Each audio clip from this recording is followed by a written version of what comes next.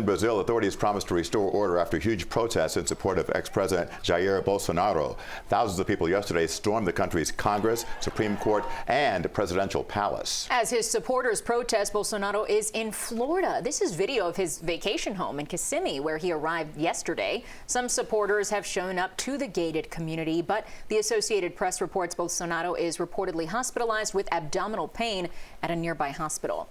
And Brazilian officials have described the attacks as terrorism and a coup. CBS 4's Naja Sherman-Jones with more on the uprising. And Naja, some are comparing this to the January 6th riot 2 years ago here at the U.S. Capitol. Yeah, Jim and Lauren, they certainly are, and it does remind a lot of people of that. The U.S. Secretary of State tweeted that he condemns the attack in Brazil, saying use of any violence to attack democratic institutions is always unacceptable. Brazilian police on horseback surrounded a camp in the nation's capital Monday, set up by hardline supporters of former President Jair Bolsonaro, as military began dismantling the protesters' tents. It comes a day after backers of the far-right leader stormed the Congress, Supreme Court, and Presidential Palace. Rioters echoed baseless claims that the election was stolen.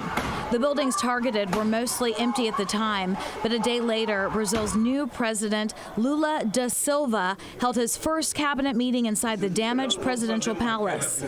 We are confident that the strength of Brazilian institutions will allow us to overcome these violent and lamentable incidents of yesterday.